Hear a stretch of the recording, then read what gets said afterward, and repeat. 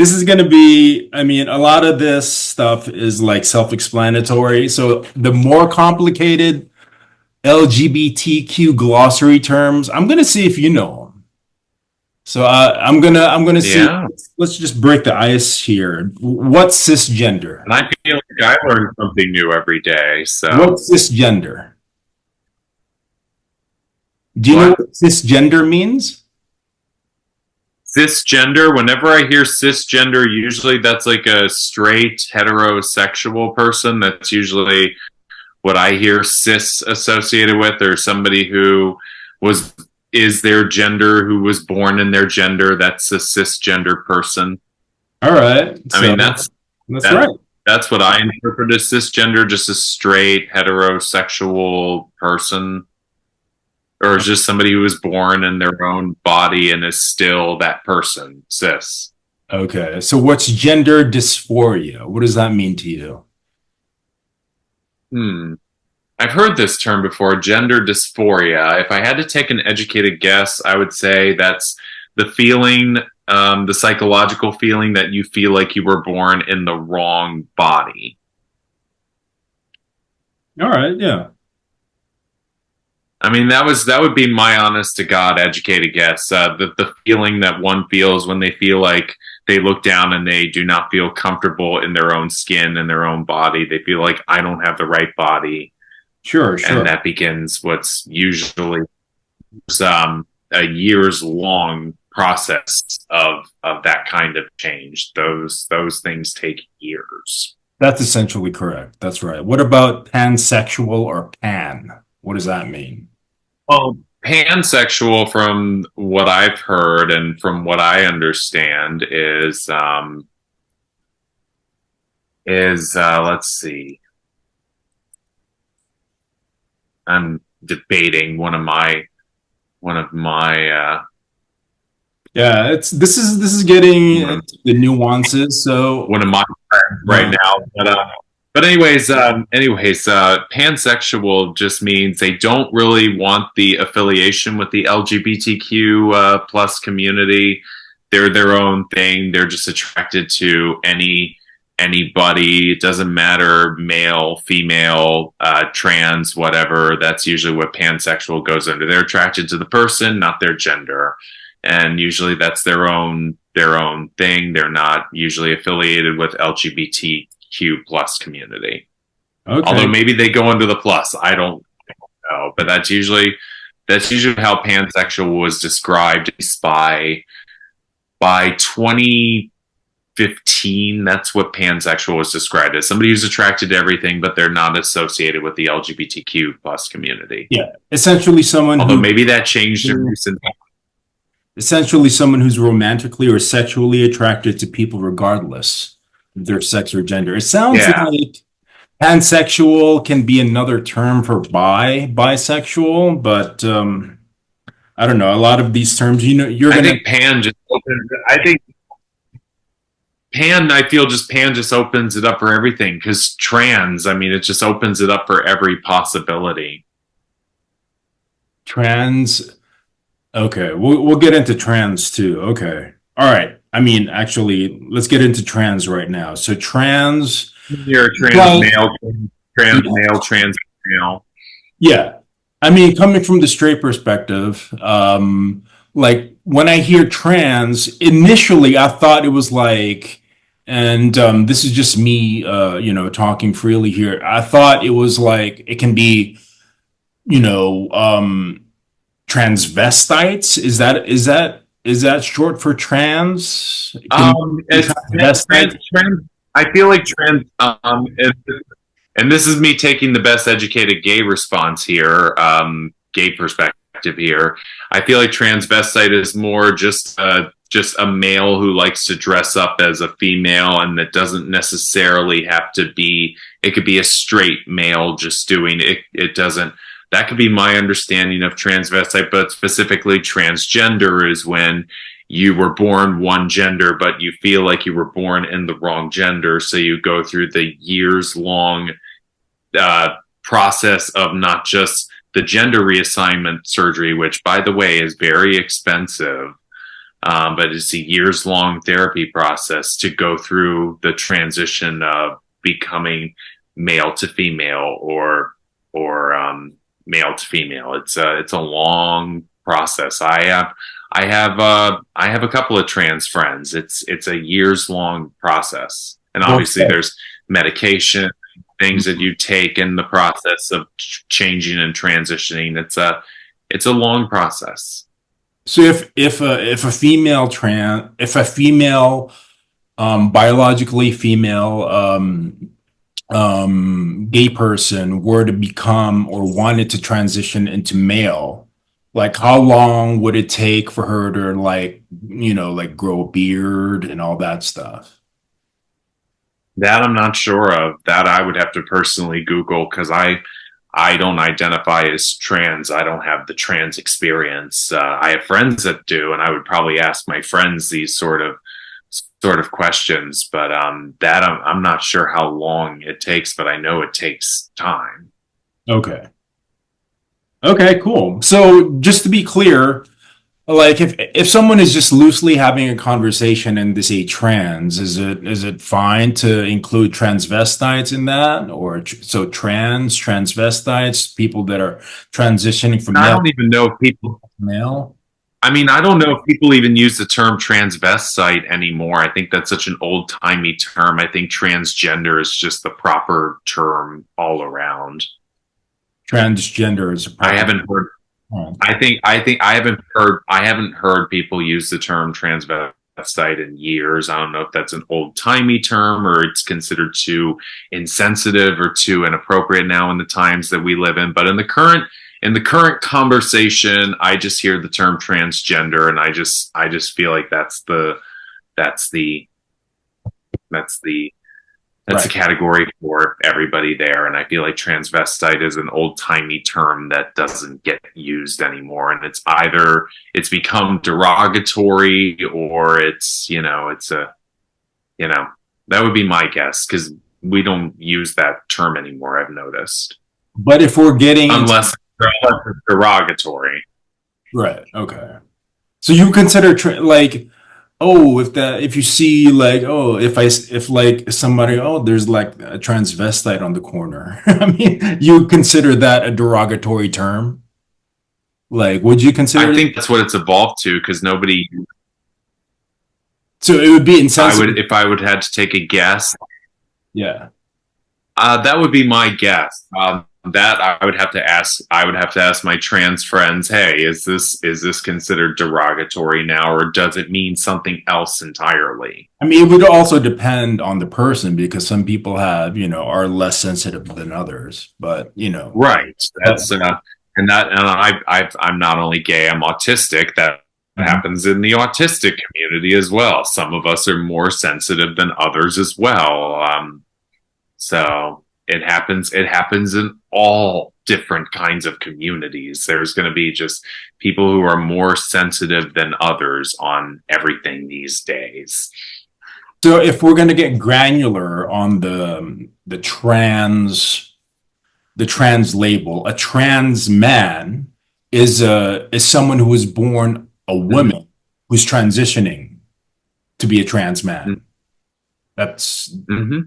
that's right. And Yeah. a trans Mm-hmm. woman I have, yep. and a trans woman is, I mean, yeah, a trans woman is a person who was born a man who's transitioning to be a woman. Correct. Okay.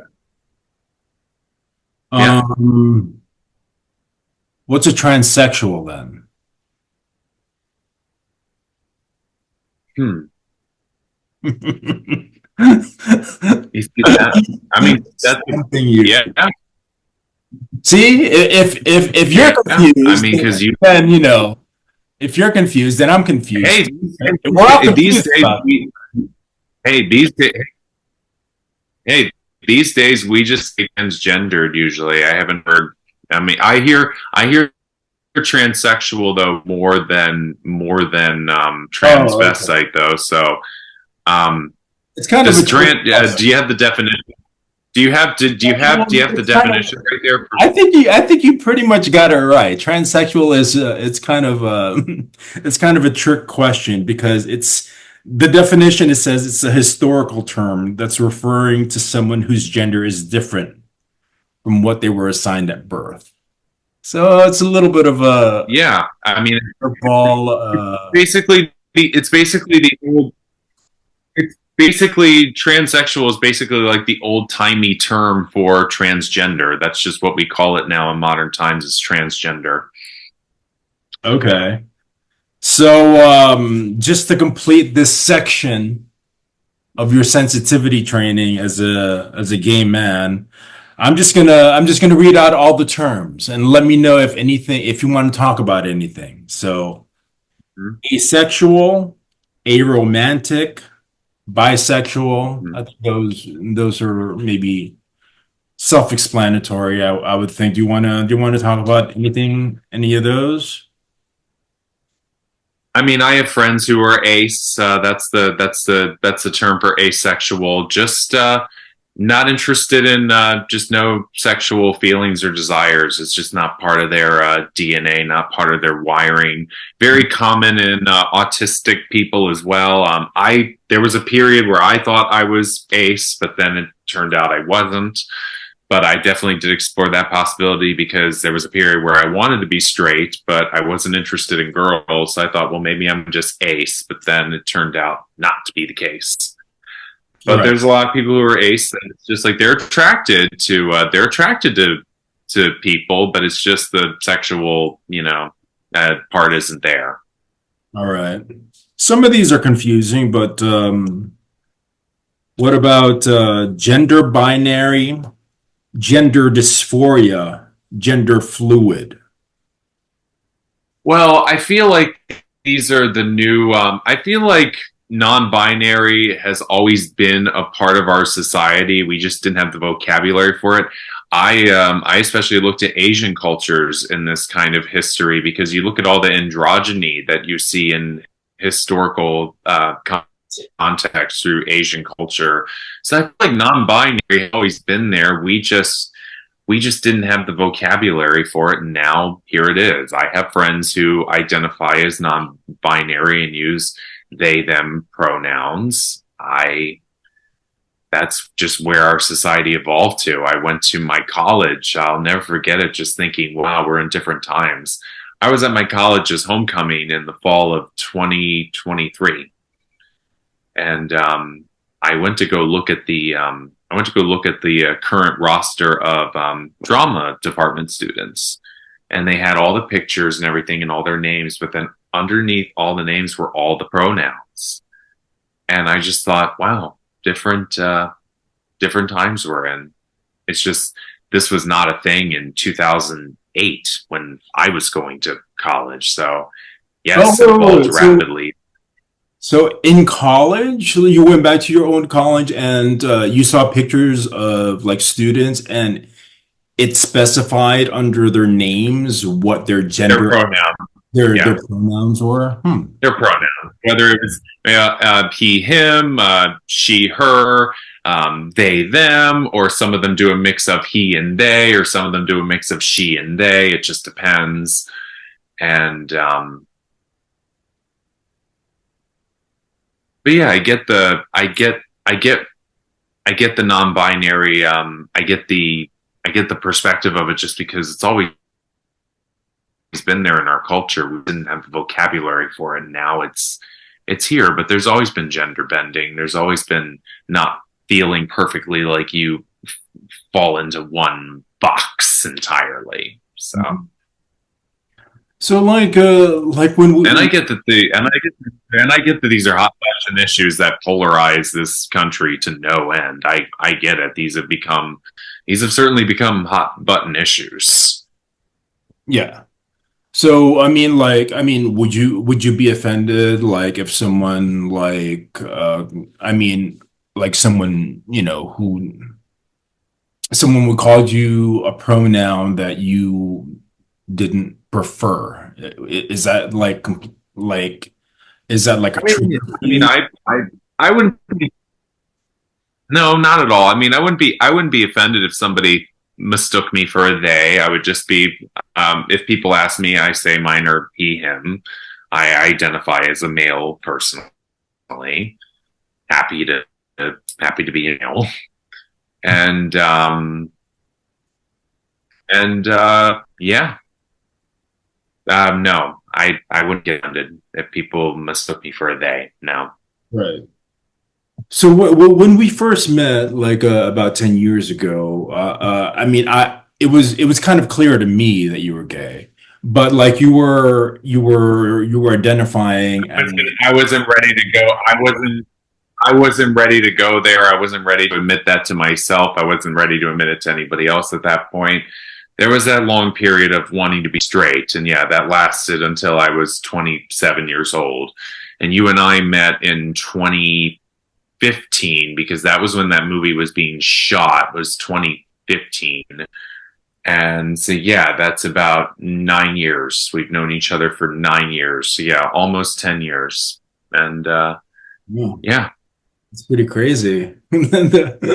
Well, I'm glad that we still know each other, and you saw me go through a journey. Whenever I've lived in LA for 16 years. Whenever I meet people or run into people, and then I don't see them for a long time, and then I run into them years later, I jokingly say, "Hey, you knew me back when I wanted to be straight." Like I can joke about it now because it's like, hey, I went to therapy in the later half of my 20s. I went to group therapy at the Los Angeles LGBTQ Center. I went to individual therapy. I took the time to process it and to get to know myself and to love myself and to accept myself. And I took the time to do some dig um, to dig deep and to figure out, okay, why did I not want to admit my sexuality for so long? Why did I rob and deprive myself of it? Why did I want to be straight? And it was a lot of facts. Fortunately, it wasn't just being on the autism spectrum. That was its whole own thing. It's itself. I was already going to be wired differently because I'm a man on the autism spectrum. But it was growing up with conservative parents who were very religious, and growing up in rural Virginia as a child, and I I grew up with parents who were boomers, and unfortunately the boomer generation does get a bad rap for being extremely homophobic. It just was different times. I get it. And they were in religion, and and I'll say this: I'm very proud of my father. My father's come a long way. My father was built in 1945, so yeah, he was very homophobic in his day. He had a long way to go. My older brother is gay, so I always say I was grateful and blessed that I had an older brother who was gay because he paved the way for me. He had already went through all of that, and my father still loves and accepts them, and things are okay and things are fine. And I'm actually very proud of my father. When my brother got married, my father did the service, and it was his first gay wedding. oh And wow, so I was very your proud father's of a preacher. Your father's a preacher. Can you talk about what specific my religion? I mean, obviously, Episcopal, your father's Christian, but like what specific denomination of Christianity? Episcopalian. Oh, Also, I didn't have the most positive experience when it came to schooling. okay. So wait, I let's didn't get have back the to most positive. let's I get didn't back have to the the most questions that you asked yourself earlier. You asked yourself, why do I want to be gay and why do I want to be straight? Like, so talk No, me I through said, well, I didn't ask. Hold on. I didn't say why do I want to. Well, I said why don't I want to be gay, not why do I want to be gay. I was like, why don't I want to be gay? Why do I want straight? And a lot of it was, unfortunately, I grew up in a time where being gay was not in fashion. Being gay was not cool growing up in the 2000s and not growing up in the 90s in rural Virginia. When I was a student at school that my parents had me put in because I would not have survived in the public school system in Virginia with other kids in large classrooms. I was a student on the spectrum. I wouldn't have thrived. But in a small class where it was 8 to 12 kids per grade, I could thrive. Well, one thing was my parents put me in a class where it was small grades, small class sizes, and Okay. and then after that, just me. I was the only boy from second grade through fifth grade, so that didn't help. I was around nobody but girls basically all the time because second grade through fifth grade, I was the only boy in the class, and yeah, so that didn't help. I had already had feminine things, and being around girls certainly didn't help. Um, I would have there would be boys in other grades, other classes who would try to trick me into saying I was gay, and they would trick me by saying it means you're happy. I was smart enough to never fall for it. I never said I'm gay out loud as a child, even though I did have boys from other grades who did try to trick me, and that traces back as early as rural Virginia as a child. Then I moved to Pennsylvania with my family in 2000. Then I got to middle school by 2002, 2003, and that was when it became a shit show. Unfortunately, that was when I started to get asked the questions directly to my face. Are you gay? You act gay. You read as gay. You seem gay. And then I went to a different middle school for eighth grade, and what should have been a great, happy time in my life turned out to be a very miserable eighth grade because not only did the questions persist and the rumors persist about my sexuality, um, it was one of those things where a lot of people say you're gay. Is that true? Nice hair faggot, gay guy faggot. That was when I started to get called every name in the book to my face and behind my back. So imagine being an eighth grader in 2003 and you have everybody around you saying it's not okay to be gay. And that pretty much damaged me that pretty much damaged me. That damaged me at 14, and that took years to, heal and to be fine with that. It took seeing other people in the media brave enough, like Neil Patrick Harris and Lance Bass. By the time I was a senior in high school, both of them came out, and then seeing college and just people like Jim Parsons and Matt Bomer and Jesse Tyler Ferguson. We've had so much wonderful gay representation that has really helped in the last God Last 10, 20 years. in the last 21 years. Yeah, in the last 21 years, we've had so much progress and so much improvement and so much more representation. And I'm grateful. But in 2003, there wasn't a lot to look up to because even the runner up on American Idol, who was a gay man named Clay Aiken, even he had to fight those rumors about his sexuality because why? It wouldn't have been okay in 2003 for him to be gay. He had to wait until 2008 before he could finally come out after other people like Lance Bass and Neil Patrick Harris had already done it. So he had to wait for a couple of other people to do it before he could finally be open. So I talk about that a lot in my material about how going through that at a young age scarred me for. So yeah, that was a lot of therapy and a lot of it took me falling in love with another guy at 27 for me to finally work past those feelings of self-hatred that were unfortunately planted into me by classmates and everything that was in my environment and in my orbit at that time. So, when did you how young were you when you realized that something was different about you sexually?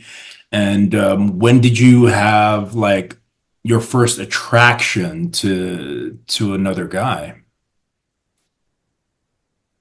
Growing up in elementary school, I did have crushes on girls because I was trying to follow the norms of gay, straight, the hetero norms. I was trying to follow. I saw what I saw on TV. I saw what I saw in the movies. I thought, well, this is what I'm supposed to be as an autistic man. So I did have crushes on guys in high school that were unspoken. I never said anything to there was one guy particularly who was 2 years younger than me, 2 grades below me, and his older brother was in my grade. And I'm not going to lie, I thought the younger brother was cute, but I never said anything because I didn't want to scare anybody, and I didn't want to make anybody feel uncomfortable. And and then I went all throughout college. I had crushes on girls here and there all throughout college, but didn't make a move. Then I joined a acting class and turned out to be a cult for 5 years, where the rule was no dating or sleeping with anybody in class. So that took care of that issue. I could use that as the excuse.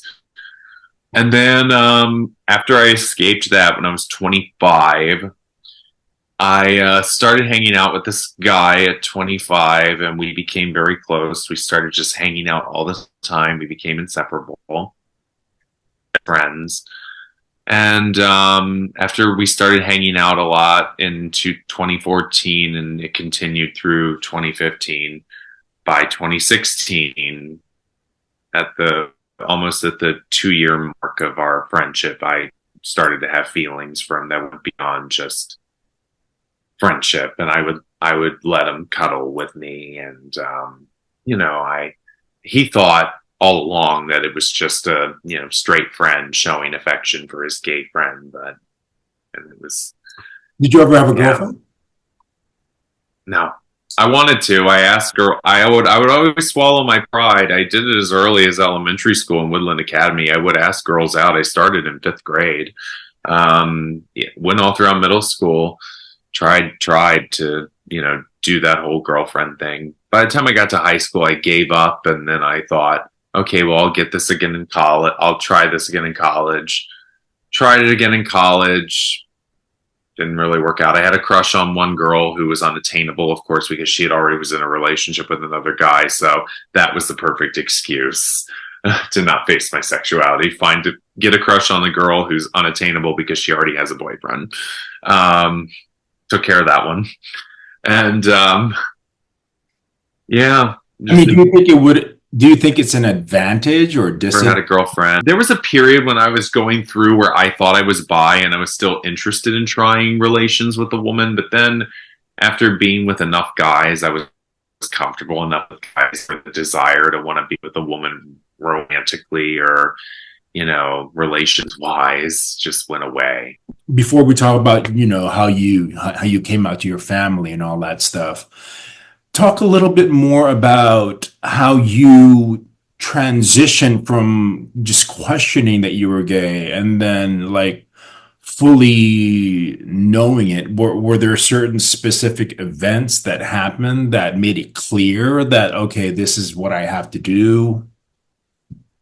Well, I joined a little, dating app called Tinder, and I started matching with both. I was trying to match with both girls and guys for a while because I was still trying to figure out, am I bi? Am I fluid? What do I like? I started going on, obviously more dates with guys than girls, and I started hooking up with way more guys than girls, and I just completely immersed myself into gay culture. I jokingly say 27 was like my crash course year where I got on Tinder and I just learned all about gay dating and culture and what that's like. And but during all of this, I wasn't just doing that. And obviously, I was being very careful. I was using protection. I'm on PrEP. I'm all about safety and being careful. I was going to therapy at the time. When I was 20. When I was 28, I was going to group therapy once a week with a bunch of other, men on the LGBTQ spectrum who we were just looking for a place where we didn't feel alone because some of us were transitioning, some of us were going through the process where we were just coming out to ourselves or just coming out to, and I explained, look, I'm on the autism spectrum. I was a late bloomer. My sexuality was obvious. My sexuality was there. I just didn't want to admit it to myself until my late 20s. And that's what I was talking about in therapy. And I was going to individual therapy once a week. And I did this for a year and a half consistently. I did therapy. And therapy was very helpful. And I highly recommend therapy to anybody as you're processing change and acceptance of who you are and what the situation is. Was it expensive therapy or free therapy, or what was it I like? was very lucky being on the autism spectrum. I was very lucky. I was underneath my parents' health plan until I was 30. So I was able to get this covered by my parents' health insurance, and this came for both group therapy at the LGBT center, as well as as well as as well as individual therapy. Now, after I turned 30, I couldn't do individual therapy anymore because I couldn't afford it underneath the only way the only way I did therapy after 30, and this included LGBT center group therapy, was I just started paying for the group therapy myself. And if I need therapy, there's therapists I can call and work something out. So, Oh, so you can negotiate with therapists? Like you can yeah, I have two therapists. So I have two therapists so I can negotiate a pay with where it goes a little lower than their average rate, just because I explained to them my situation, cash being non-existent. Okay. So 2 years, about 2 years of self-discovery there. From if I'm not, my years may be off a little bit, but like from 27 maybe to 29, you were discovering yourself and Yeah. testing, yeah, testing out the waters. Can you talk a little bit about like that first time where you felt comfortable sharing, or did you come out to like a friend first before your family, or who was the first person Yeah, the first person I came out to was a friend, and he was picking me up from the airport. I had just gotten back from a family reunion with my family. That was in August, and yeah, he was the first person I told that I wasn't straight, Okay. and that I had fallen really hard for a friend of mine. Okay. Can you talk a little bit? Can you talk about the circumstances that led you to come out to a family member? Well, after I confided in my friend, and then after I told the other friend who I had feelings for, that I was madly in love with him and wanted to be with him, and obviously that didn't work out. Um, the first person I told in my immediate family was my mother. And because of the autism thing, my mother said, "Take your time. I just don't want you to come out and say something like I'm gay, and then that turns out not to be the case, because then you could get in a lot of trouble." So she did say, "Take your time," which I did. Um, by 2017, I was in therapy, and I was formally out to friends in Los Angeles at that point, if anybody was asking. But I gave it about 3 years after that. 2018, 2020 was when I did my first formal coming out announcement on my social media. So that was about 3 years after after I was out, at least when it came to friends. But the first person I came out to was in 2016, and that was a friend. That was a friend. So I'd say coming out was a total of a 4 year process there. And I feel like, and a lot of gay people talk about this, we kind of never stop coming out, because when we meet new people, we constantly get asked, "Are we?" And so Yeah. we're kind of coming out all the time. But I don't remember the specific date, but I do remember that it was in August of 2016. That was when I first came out to somebody. 2016, you came out to a friend, and when did you come out to your mother? She was the first family member you said you came out to, right? 20 2017 in March when I needed to go to therapy. Okay. I mean, your mother is a smart lady. Did she know? Um, this is something my brother and I have talked about as just the two of us. I think because of the fact that when I was 3 years old, there was a period where you could ask me any question under the sun when I was 3 years old, and all I could say was Cinderella, Snow White, Sleeping Beauty. Okay.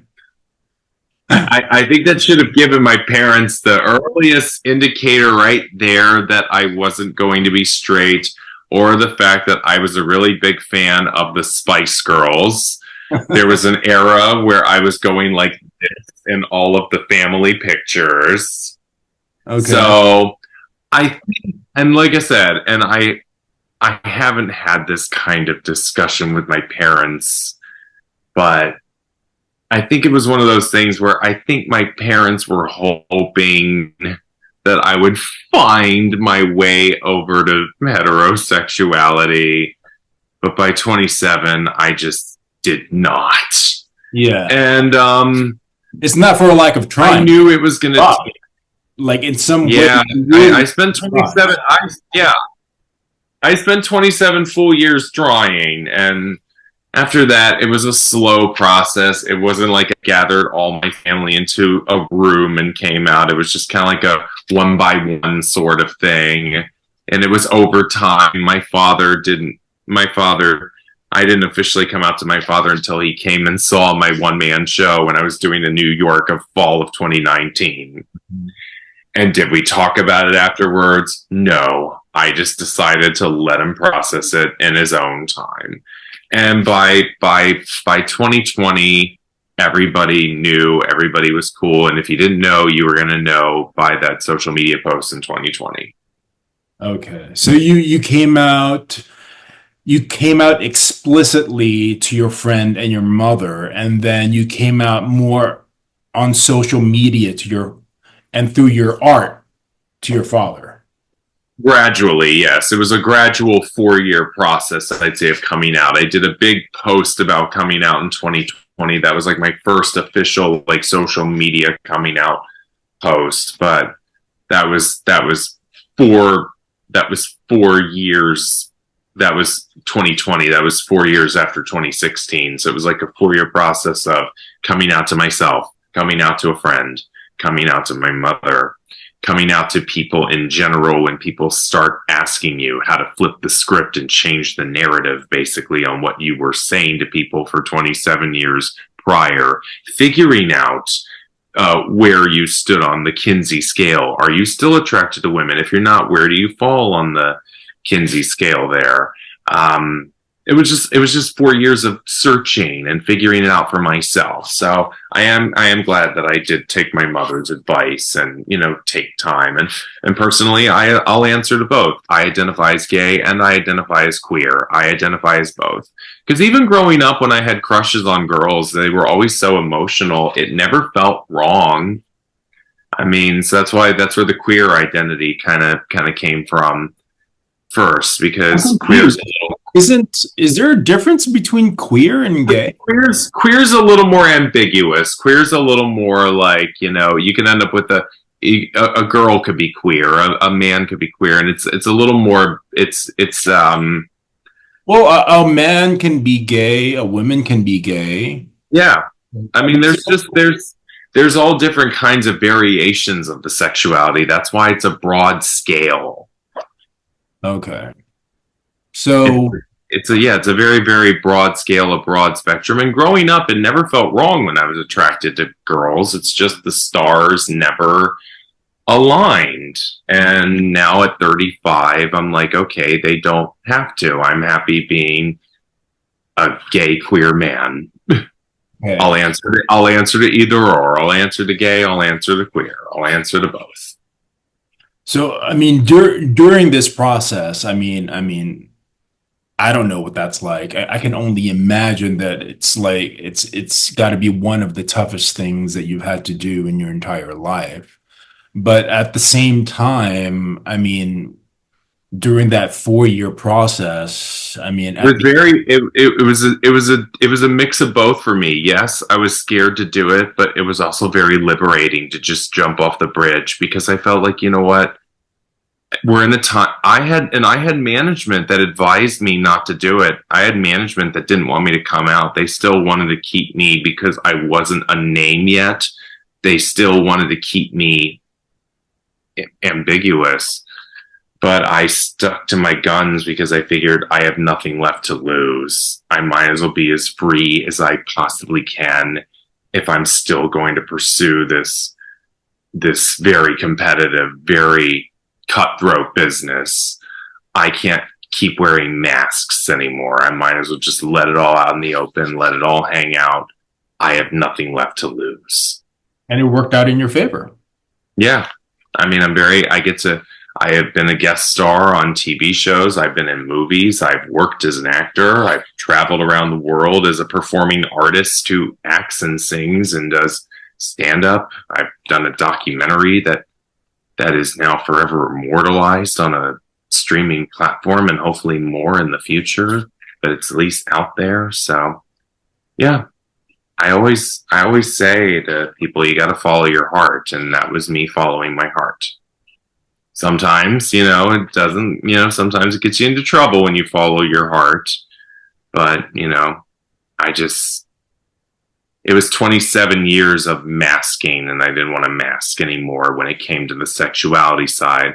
And that's already exhausting enough being an autistic person, because when you're an autistic person, you are trained to mask yourself around everybody else so that way you blend in with neurotypical children. It was like, Montana, stop rocking your head back and forth.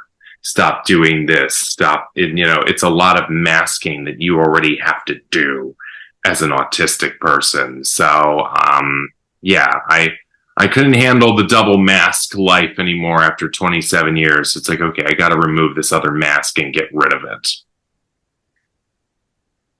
Now that you've had years to process it, would you have done anything differently coming out? No, everything happened at the time it was supposed to.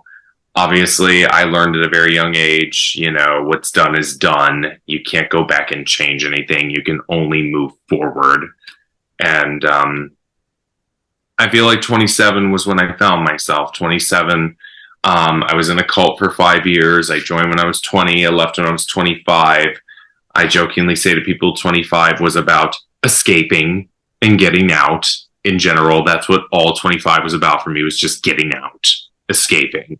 26 was all about getting adjusted to life outside of that. What is that kind of life like? And then by 27, I like to say to people, 27 was when I found myself.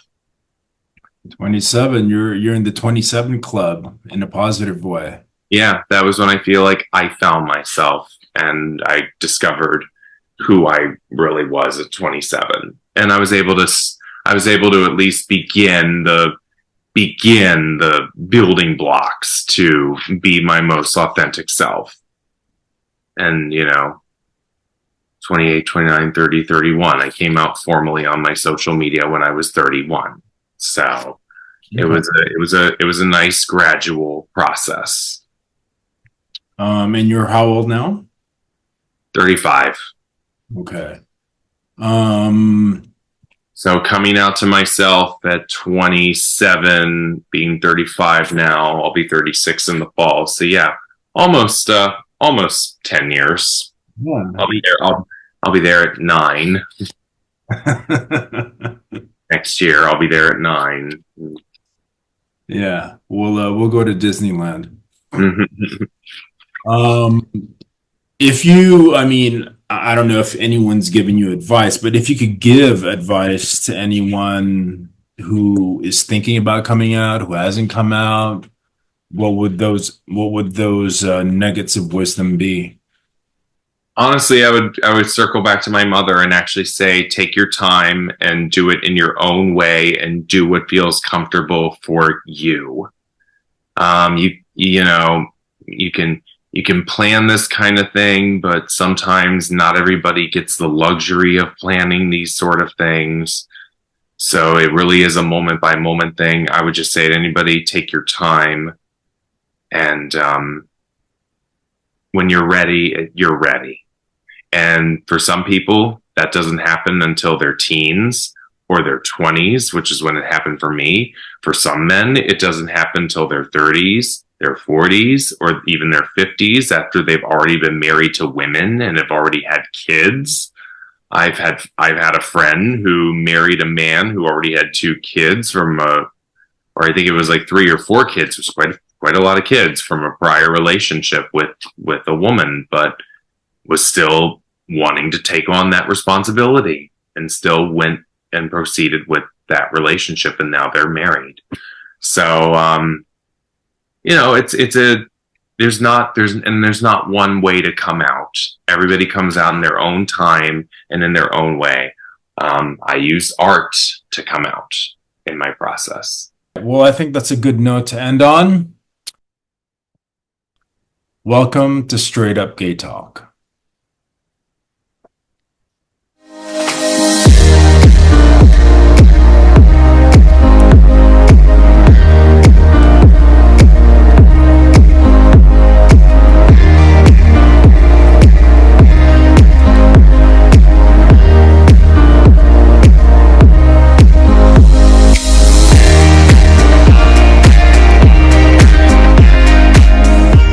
If you like and subscribe, there will finally be peace in the Middle East. So long, gay boys!